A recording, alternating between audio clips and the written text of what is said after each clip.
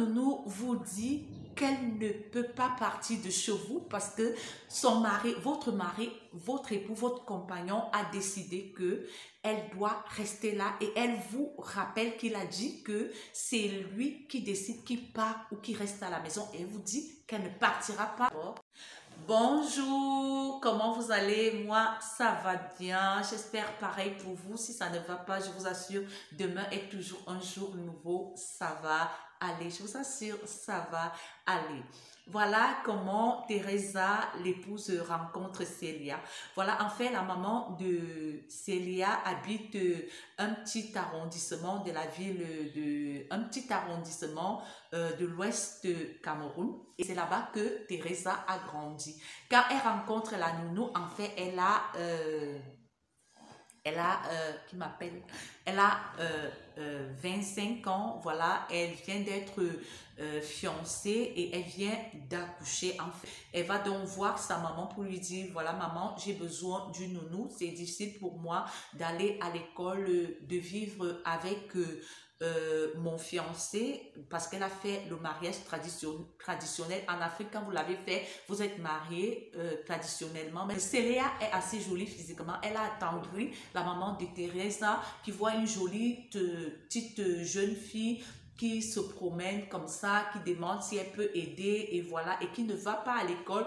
Elle a recueilli cette jeune fille et voilà, elle aide au restaurant, elle a le plat la journée et elle lui donne, comment dire, 2000 francs par jour, ce qui vient donc voir sa maman pour lui dire qu'elle veut une nounou. Elle dit, voici une petite fille, une jolie petite fille ici, elle ne va pas à l'école, elle ne fait rien et voilà, ce sera aussi l'occasion pour elle d'aller dans une grande ville et peut-être tu pourras aussi l'aider à avoir une formation quand tes enfants vont un peu grandir. La maman de Teresa lui dit, va voir la maman de Célia qui habite dans un autre petit village à côté. Comme ça, s'il lui arrive quelque chose, sa maman sera au moins ce où elle est, parce qu'on ne prend pas les gens comme ça. Et Teresa va faire cette démarche-là, elle va prendre Célia avec elle. Il faut déjà noter que Célia, c'est une villageoise, voilà. C'est-à-dire, je sais pas, c'est pas une insulte, c'est une fille qui a grandi au village, qui ne sait pas, qui ne va pas à l'école, comme beaucoup de filles du village, et qui ne sait pas se mettre. Teresa va prendre Célia et l'emmener en ville où elle vit avec son fiancé. Il faut noter que le mari de Célia, de Teresa, tient comment dire, un ensemble de grandes parfumeries de cette ville-là. Voilà, enfin, je ne vais pas m'attarder sur ça parce qu'il ne faut pas que le monsieur se reconnaisse ici. Alors,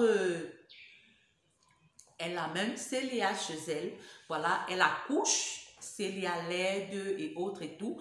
Entre-temps, elle est dans une école où elle fait un master à Bafoussam. Elle finit de faire son master, voilà, et elle trouve un petit emploi. Et là-bas, quand elle commence à travailler, elle se dit que non, voilà, comme elle a le master qu'elle a, on l'a recruté avec le niveau licence et elle constate qu'il y a un domaine on exploite beaucoup où elle travaille. Elle décide donc de venir faire un autre master pendant 2 ans ici à Yaoundé. C'est puisse s'élever à son travail. Voilà ce qui fait que elle confie sa maison à Célia. Voilà. Et entre-temps, son mari, il sort tôt, c'est-à-dire à 8 heures, il est parti, il revient vers 19 heures parce qu'il a un ensemble de sociétés qu'il doit gérer. Et enceinte encore de son deuxième enfant, Célia va l'aider. Entre-temps, sa première fille, elle a 4 ans. Ça veut dire que Célia, Teresa qui avait 25 ans quand elle a pris la jeune fille, quand elle a pris Célia, a déjà maintenant 29 ans. Donc, elle est avec elle, elles ont passé 4 ans ensemble. Entre-temps, dans les parfumeries, il y a les gens qui passent les commandes des compositions, des produits et voilà, qui ne passent pas chercher. Je me dis que c'est les gens qui voyagent en fait. Tu passes ta commande et puis tu voyages et puis tu oublies ton produit. Entre-temps, on prend ces produits-là, on donne à Célia. Voilà, que Célia va devenir jolie, elle va commencer à s'entretenir, elle connaît déjà la vie de la ville et autres. Entre-temps, elle est de Teresa. Voilà, premier enfant, deuxième enfant. Entre-temps, Célia a, comment dire, Célia, dans ses 29 ans, elle accouche encore. Elle accouche encore. Voilà, elle va donc accoucher et faire son troisième enfant. Donc, elle fait tous ses trois enfants. Teresa fait tous ses trois enfants avec Célia. Entre-temps, elle vient à l'université, première année, deuxième année, et il y a une année où elle va un peu tarder et elle vient à l'université de Yaoundé. Donc, elle est à Yaoundé pendant la semaine et le week-end, elle est à Bafoussam. Elle arrive donc ici à Yaoundé pendant la première année, la deuxième année. À la deuxième année, elle constate d'abord qu'il y avait, disons, une sorte de petite...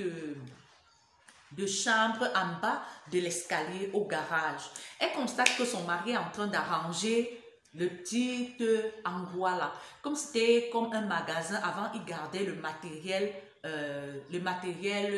de ménage, de construction et tous les pelles, les trucs comme ça. Vous savez, quand vous construisez, vous avez un endroit où vous gardez les choses. Donc, ils avaient aménagé un petit truc comme ça en bas de l'escalier en montant à côté du parking. Elle constate que son mari est en train d'aménager le truc. Il ajoute même une autre chambre. Voilà, et il perce une fenêtre parce que c'est un endroit où il y avait juste un petit endroit où l'air passait. Il aménage la fenêtre, il aménage, il construit une petite chambre à côté et ça devient le studio. Un jour, elle rentre, elle demande à son mari que c'est comment tu amènes. Elle dit que non, ça peut nous aider. Elle dit, ah, peut-être comme je veux une cuisine externe, peut-être que je vais aménager une cuisine externe là-bas. Son mari ne répond pas. Alors, entre-temps, son mari vient à sa soutenance ici à Yaoundé, sa famille, ses parents et tout. Ils font une petite fête ici. Et maintenant, il rentre à Bafoussam. Quand elle rentre à Bafoussam comme ça, elle, entre-temps, elle ne prêtait pas attention à sa ménagère. Quand elle rentre à Bafoussam comme ça et tout, elle fait déjà ses dossiers pour voir si on peut la reclasser dans son administration. Elle constate que cette ménagère prend un peu de poids parce qu'elle était assez skinny. Elle prend un peu de poids et elle a changé. Elle est devenue très, je ne sais pas comment dire, je ne sais pas comment dire, elle a changé en fait, c'est une fille de la ville toute faite et elle est enceinte. Elle se dit, est-ce qu'elle se trompe? Entre-temps, 2 mois passent, 3 mois passent, 4 mois passent, 6 mois passent. Vous savez qu'on ne cache pas la grossesse. À 8 mois, elle appelle la fille pour lui dire que mais comment, je rêve ou quoi? Je constate que c'est comme si tu es enceinte. Qui m'appelle? Je constate que tu es enceinte. Elle dit que oui, je suis enceinte. Donc, il faut noter que Célia, qu'on a pris à 16 ans, voilà, le premier enfant de Teresa a déjà 6 ans. Ça veut dire que Célia a déjà 20 ans. Et maintenant, comment dire, Teresa qui avait 25 ans a déjà 31 ans. Voilà que, ouais, ne m'appelle plus, ouais. Voilà que Teresa a 31 ans et Célia a 20 ans. Elle lui demande que maman, tu es enceinte, qui t'a enceinté? Elle dit que ah, c'est un homme là, depuis là, je ne le vois pas. Elle dit que, et maintenant, tu vas faire quoi de l'enfant? Elle dit que ah, je vais garder l'enfant, je ne voulais pas avorter.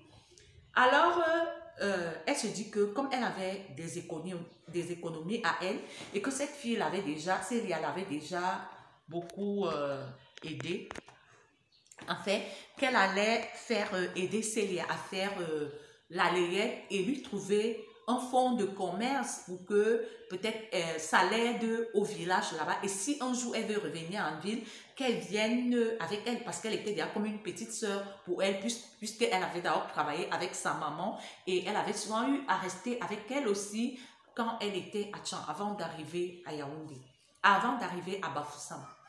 Alors, quand elle finit ça, elle lui dit, voilà, je vois que tu es presque à terme, tu as 9 mois, il faut que tu ailles accoucher, tu ne peux pas accoucher ici. La fille lui dit que non, tu ne peux pas partir, tonton a dit que je vais accoucher ici, il a dit que c'est lui qui décide qui reste ici ou pas. Et moi, je vais rester. Le mari, elle dit son mari, le mari ne répond pas. Il dit que, mais je suis en train de te dire que Célia refuse de partir de la maison. Et le mari lui dit, et alors, si elle refuse de partir, et qui?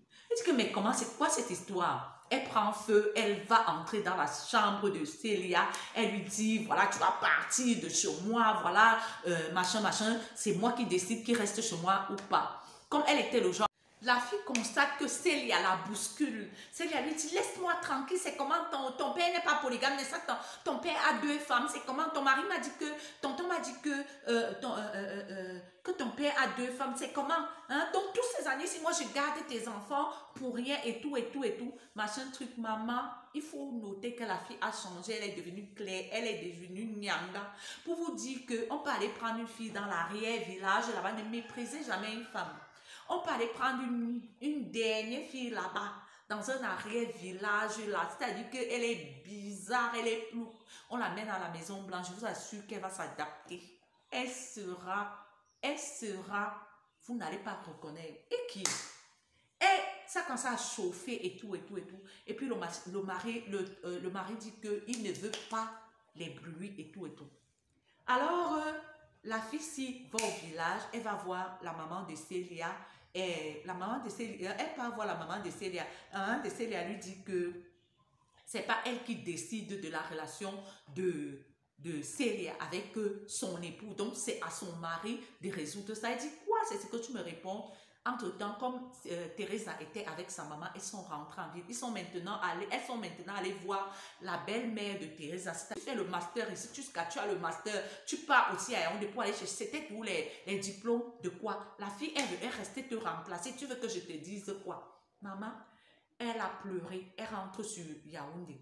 Elle rentre sur Bafoussam. Quand elle rentre sur Bafoussam, elle constate que la fille a aménagé dans le studio que son gars avait fait en bas de l'escalier. Maman, elle commence les problèmes, c'est ton problème, tu n'as qu'à faire les problèmes. Je vais aller demander, je vais aller faire le toqué porte de la fille si je suis le père de l'enfant de Célia. La fille tombe des nues. C'est comme ça que la fille commence à stresser, à déprimer et autres. Elle se demande ce qui n'a pas marché et autres. Entre-temps, ma stagiaire aussi, voilà, maintenant elle n'est plus ici à Yaoundé, elle est rentrée à Bafoussam retrouver son mari. Elle était venue ici pour le stage aussi. Elle raconte donc cette fille raconte donc à ma stagiaire comment cette fille-ci est entrée chez elle exactement, comment je vous raconte là et tout. C'est comme ça que bonne madame va accoucher là jusqu'à sa famille, sa mère et sa famille vont venir voir l'enfant. Entre-temps, son mari lui demandait d'aller l'accompagner pour aller doter la fille-ci. Parce que ici, quand on va aller prendre la deuxième femme, c'est toi, on te demande d'aller chercher ta coépouse. Si tu ne pars pas, tant pis pour toi, c'est comme une honte et tout. Voilà, j'arrive à la fin de ma vidéo. Et comme conseil, ce que je voudrais vous dire, c'est-à-dire, vous abandonnez souvent toute votre maison jusqu'à ranger le lit là, à la ménagère. Imagine que, comme l'homme est un genre là, l'homme est très charnel. Elle est en train d'arranger le lit, l'homme sort de la douche, il vient devant là. Et qu'il est dans tous ses états. Vous croyez qu'il ne va pas faire quoi? Vous croyez qu'il ne va pas faire quoi? Chez moi, ma mère m'a dit d'abord que, la ménagère n'entre pas dans ta chambre conjugale. Et quand tu es déjà là, que la ménagère parte chez elle. Et de quoi pour choisir une ménagère? Pourquoi vous partez choisir les Miss Monde pour être les ménagères? Même comme si elle peut venir là, elle n'est même pas Miss Monde là. Elle se transforme, elle devient autre chose. C'est la ménagère qui porte l'enfant quand il y a ton mari. C'est la ménagère qui sert ton mari. C'est la ménagère qui repasse les habits devant ton mari. C'est la ménagère qui part chercher les habits sales de ton mari. À un moment, c'est elle la maîtresse de maison. Tu n'es plus rien. C'est pour cela que ce genre de choses arrivent. Franchement, moi je trouve que... Pensez-vous que c'est de la faute du mari ou de la faute de la jeune fille? Sur ce, je vais devoir vous dire au revoir. Comme je vous dis toujours, je suis beauté exotique. Je viens depuis un super pays de l'Afrique centrale, c'est le Cameroun.